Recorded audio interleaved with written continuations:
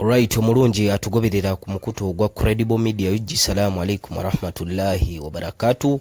Ganja Fad gemanya tuwebaza okulayika nti mutambula naffe na bwekityo. Tubasaba okusubscribinga, okulayikinga wamu n'okusharinga content waffe tongera ate okulayika nti tutambula ffenna wakati mu kuba torch n'okumulungula amawulire nga bwe gaba gatambudde wano mu nnyaffe Uganda okusingira ddala kisaawe kya byabukulembeze, kisaawe kya byabufuzi ggwanga Uganda. Tutulayo nnyo wakati mu kwefumiitiza ku mawulire agatambula mu ggwanga we tuba nga tuli ba kuzimba nnyaffe Uganda. Olunaku olwaleero amawulire agatrendinga oba amawulire agatambula geg'okuba nti ekitongole ekitwala ebyokulonda mu nnyaffe Uganda ki Electoral Commission kivuddeyo ne kigamba nti oba oli awo banna FDC ekiwaye ky'Ekatonga abakulira retired Colonel Dr. Kizza Besigye ne banne omuli omulodi w'e Kampala Elias Lukwago, omuli MP w'Ekira Municipality Ibrahim Ssemujjunganda, Aaron Kaija, Salam Musumba n'abakulembeze bangi nnyo Waswa Birigwa n'abalala abaavaayo n'enteekateeka ey'okuwandiisa ekibiina ekipya. Ekibiina kino kyatuumibwa erinnya ali People's Front for Freedom mu lufuutifuuti PFF. Bano nno baavaayo oba oli awo ne batwala byonna bye balaba nga byetaagisa okuregisteringa ekibiina ekipya Electoral Commission bye basaba, nga mu byo baavaayo ne bagaa nti kala zaabwe ze bagenda kukozesa kala ya blue ne white era nga akabonero kaabwe jja kubeera simu. So mu mbeera ezifaananako bwe zityo Electoral Commission egambye nti oba oli awo ekibiina tebagenda kiwandiisa, reason being nti bano ebimu ku bye baateekayo oba oli awo okukozesa, for instance erinnya ne colors z'ekibiina zino already ebibiina byezeefaanaanyiriza nga bino bijja buzaabuza bannayuganda. For instance color eya blue ne white ekozesebwa ekibiina kya FDC, Forum for Democratic Change. Bano nno mwe baava kuba tukimanyi bulungi nnyo nti tubadde ne FDC Najja Nankumbi, ne tuba ne Najja Nankumbi ye wali omukulu Nandala Mafaabi, ye wali Bamuliyati, so ne FDC Katonga erimu abakulu bali betukumenyedde abakulira retired Colonel Dr. Kizza Besigye, Elias Lukwago, Ssemujjunganda n'abalala nga betugezezaako okulayika nti tubakumenyera then ababakkiririzaamu. So ku kyakkala babagambye nti already kala ziri registered ku kibiina kya FDC. Kyakubiri erinnya People's Front for Freedom lyefaanaanyiriza erinnya PPF, People Power Front. Jukira nti ekibiina kya People Power Front kyawandiisibwa nga n'ekigendererwa oba oli awo ekyakireetera okuwandiisibwa nti ebiseera ebyo waaliwo ekisinde kya People Power. Kaakati okusinziira mu mawulire agatambulatambulanga mu nkuubo waliyo abadduka emisinde egitagambika ne bagenda okuregisteringa ekibiina kino ekya People Power Front. So mu mbeera ezifaananako bwe zityo bagambye nti PPF ne PFF ne PPF byagala okufaanagana nti bijja buzaabuza bannayuganda, kyekimu ne kala eza blue ne white nti bwebanga ziri zikozesebwa FDC already mu aba PFF temuyina ngeri gye muyinza zikozesaamu olw'ensonga nti zijja kubuzaabuza bannayuganda era ekibiina kino ne bakizibira oba oli awo ne bagaana okukiregisteringa okwegatta ku bibiina by'ebyobufuzi bye tuyina e Kampala Uganda ebiyitirivu. Jjukira nti bwe baali balangirira twavaayo ne tubreakinga story tugamba nti abakulu bano banaabaregisteringa. Tujjukira bulungi nnyo akalulwa akaggwa aka 2021 nti ekisinde kya People Power kyaliwo era nga kifunye obuwagizi obutekkanika okwetooloola Uganda yonna, naye ng'okwesimbawo baagala umbrella oba oli awo mwe banaakola ki, mwe baneggama okusaavinga bannayuganda naddala mu parliament ebifo ng'ebyo.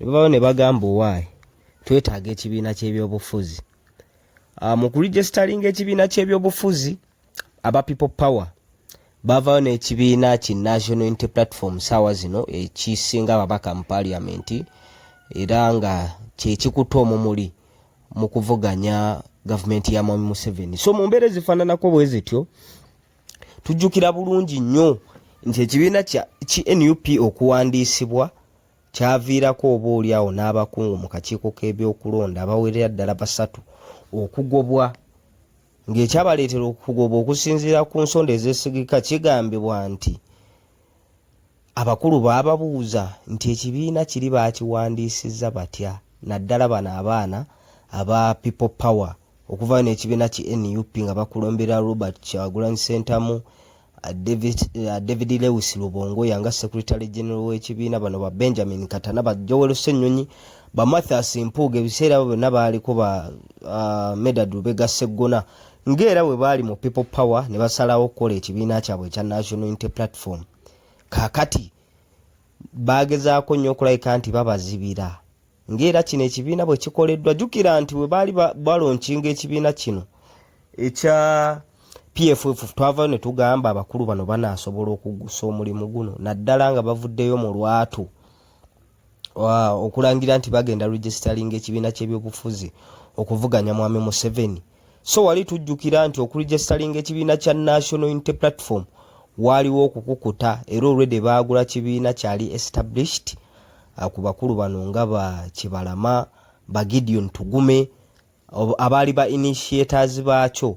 So mu mbeera ezifaananako bwe zityo National Unity Platform neevaayo ne yeeyubula saawa zino amaanyi tugalaba geeyina mu by'obukulembeze by'e Kampala Uganda. So abeFDC bwe kiba nti side eya Katonga bwe kiba nti balemereddwa okubawa omwaganya okuregisteringa ekibiina kyabwe ekya People's Front for Freedom ate nga tukuba ekkoona ly'ebyobufuzi ba ekkoona lya Kaluluvaawo mpitewo aka 2026 nti tuyingira 2025 tukimanyi bulungi nti okuregisteringa abaneesimbawo byonna bikolebwa mu mwaka ogwo era ne campaign zibaawo mu mwaka before omwaka ogunaabaamu okulonda.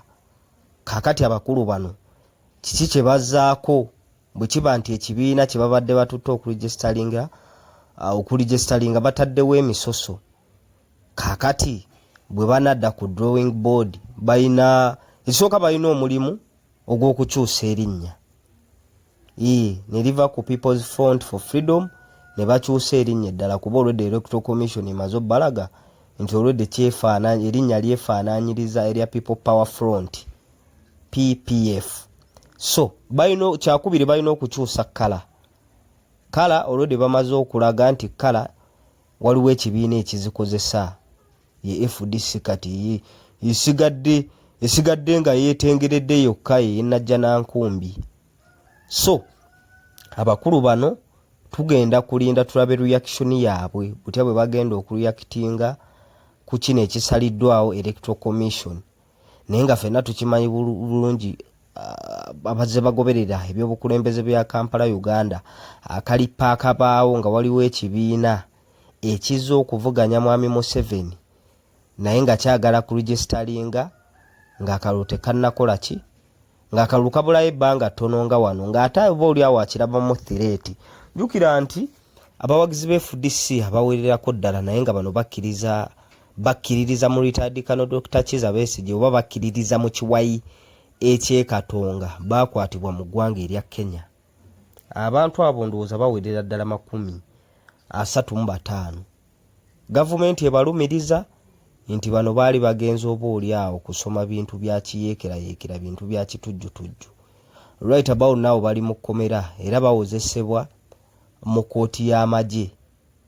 Kaakati FDC eno already ekiwayi ky'Ekatonga kibadde kifuuse ekyobulabe oba kibadde kitaddewo tension oba kibadde kitaddewo okutiisatiisa already ab'ekibiina ekiri mu buyinza ekya NRM. So mu mbeera ezifaananako bwe zityo tugenda kulaba ebintu bino nga bwe binaatambula naddala nga tugenda okuyingira akalulu ka 2026. So akalulu kano nako oba oliawo bwe tukakuba mu ttooki nga tuvudde ku bino byonna ebitambula akalulu kano ko kagenda kutambula katya. Jukira nti bwe tuba tuyingira mu kalulu kano tulina okwefumiitiriza ennyo ku bululu obuwedde, naddala okusingira ddala akalulu ke twakakuba amabega aka 2021.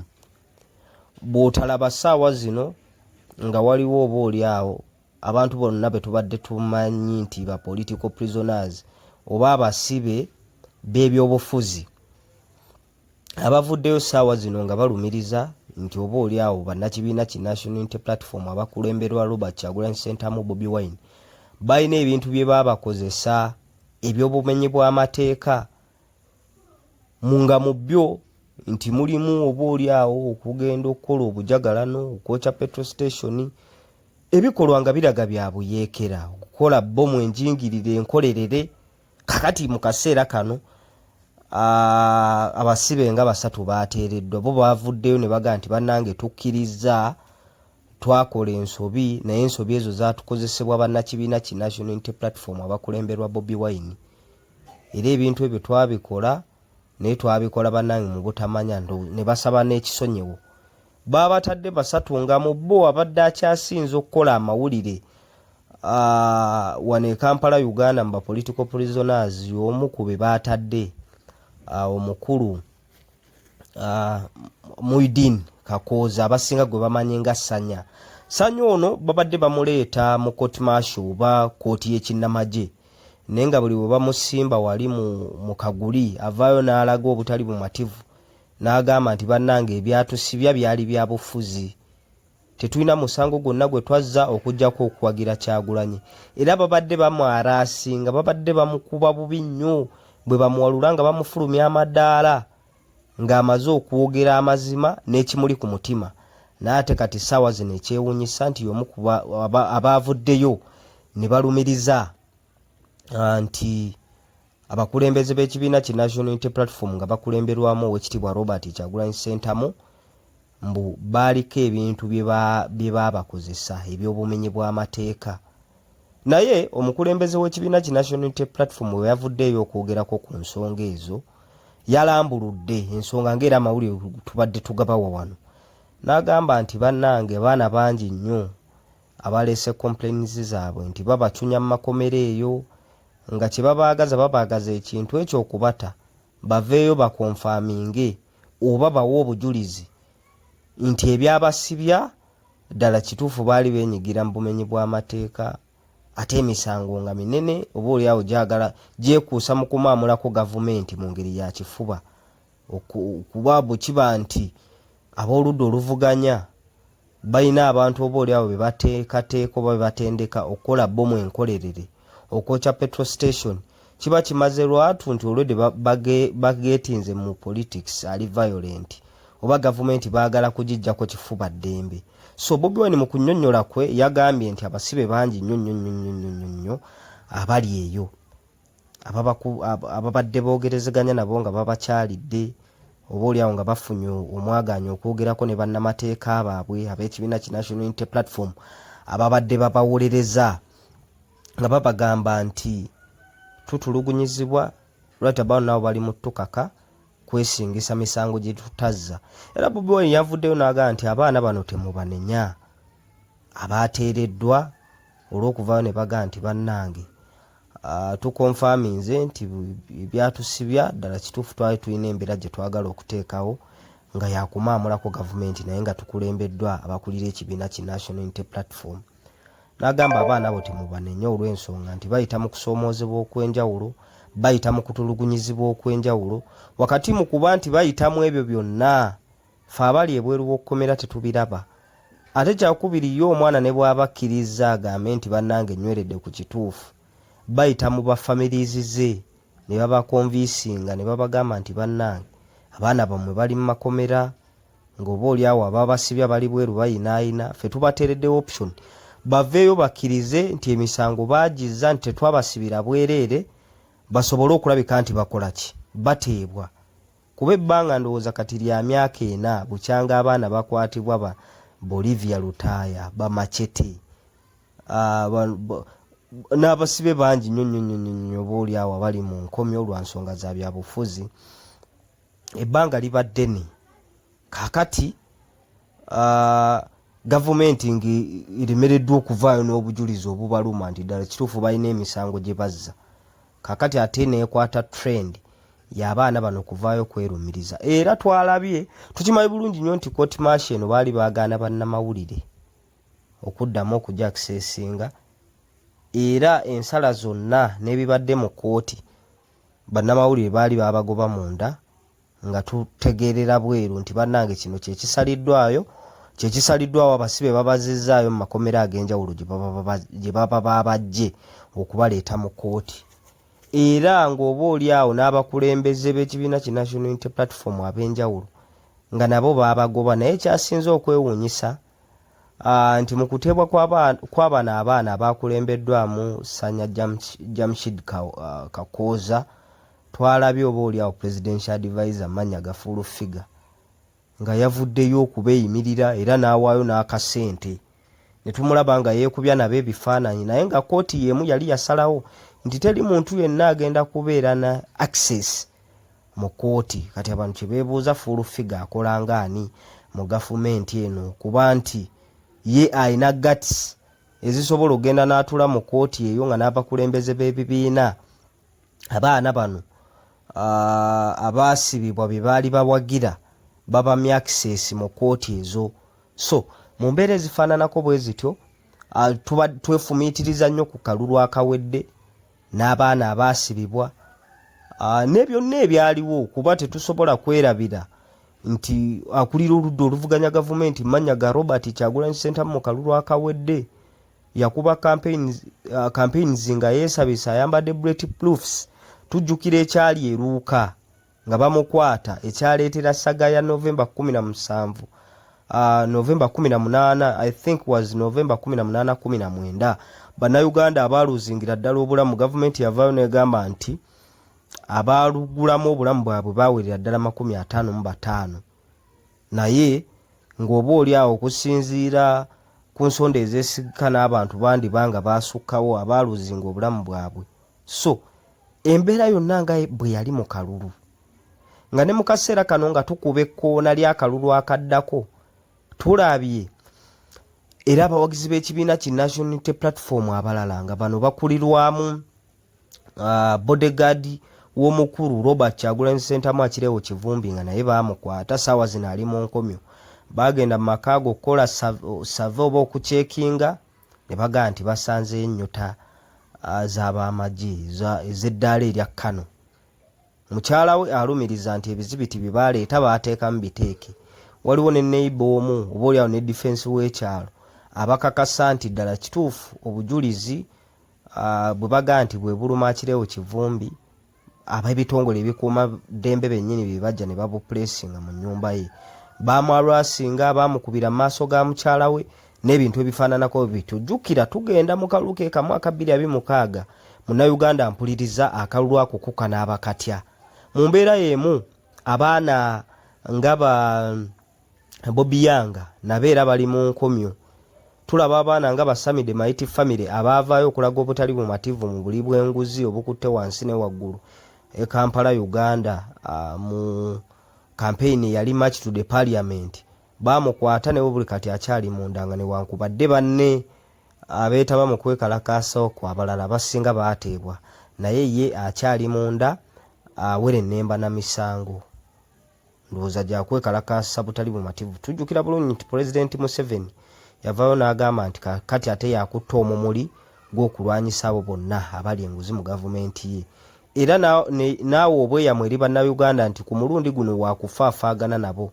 Twalaba nga babakwata abasese Simadonisia Namuju Bamawanda naye right about now bali bweru bayinaayina, naye ng'oba oli awo abaana abavaayo okulaga obutali bumativu nga ne Sami Mwali bo bakyali mu kkomera oba oli awo tebannaba na kusalirwa misango ki gye bazza, naye nga bali mu kkomera mu mbeera ezifaananako bwe zityo. So kakati bwe tuba nga tugenda mu kalulu ka 2026 bino bye twefumiritirizaako ebya 2021 nga n'obubonero bumaze okweyoleka wakati mu bana abaana bwe tugambye baakireewo ba Bobby Yanga abakwatibwa mu kaseera kano. Kiki ekinaabeerawo mu kalulu kali?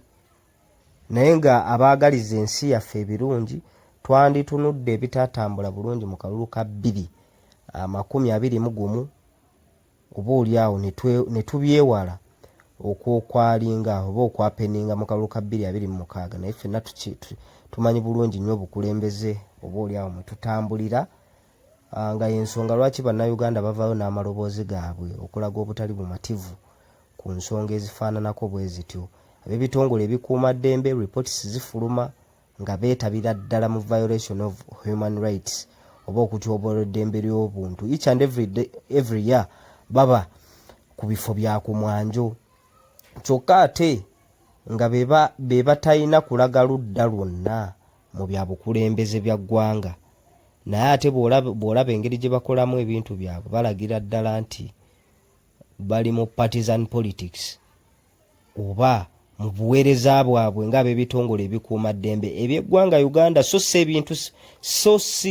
eby'omuntu ssekinnoomu ate beekubiira. So ekyo kireeta obweraliikirivu eri bannayuganda n'emitima okwongera okubeewanika. Naye nga embeera bwetyo bwetambula, ffe tujja kubaawo kubatuusaako buli ggulire eritambula wano mu nnyaffe Uganda mu kisaawe kya bya bukulembeze, kisaawe kya bya bufuzi ggwanga Uganda, nga tujja oba oliawo ne tuttaanya n'okwongera okumulungula amawulire ago agaba agakutte wansi ne waggulu ku nsonga ezo ez'ebyobukulembeze. Naye nga olunaku olwaleero eggulire libadde kkulu, libadde lyakuba nti ekitongole ekitwala ebyokulonda mu ggwanga ekya Electoral Commission kivuddeyo ne kigamba nti bannange bannakibiina ki FDC ab'Ekatonga mwajja n'enteekateeka ey'okulabika nti muwandiisa ekibiina kyammwe ekipya n'amannya ge mwatupresentingira oba ge mwatwanjulira erinnya erya People's Front for Freedom, kigambibwa nti liyina erinnya ery'ekibiina ekirala eriryefaananyiriza nga lino lijja kubuzaabuza abantu. Ekibiina kye kya People Power Front, era ne bongerezaako ne bagamba nti ne kkala ze mwatwanjulira eza bululu ne white FDC ekibiina kyammwe mumuva oba mumwava olw'obutakkaanya bwe mwafuna ate kikozesa kkala zino. So ndowooza ekisigaddewo ke kabonero ak'essimu, kuba akabonero ak'essimu tebakakozeeko complain yonna, n'ebino ebisigadde biteeka okukyusibwa. Kati ffe tulinze reaction ey'abakulu abatwala enteekateeka eno, abakulira retired Colonel Dr. Kizza Besigye ne munnamateeka waabwe ate nga memba ow'ekitiibwa omuloodi w'e Kampala Erias Lukwago, abakulu nga ba Ibrahim Ssemujju Nganda abali mu nteekateeka zino. Naye nga tubeebaza okulabika nti mutambula naffe ku mukutu gwa Credible Media UG. Tubasaba okusubscribinga, okulikinga mu n'okusharinga content waffe, kituwa amaanyi n'embava okwongera okubaweereza. Ganja Fad ge mannya. Salaamu alaikum wa rahmatullahi.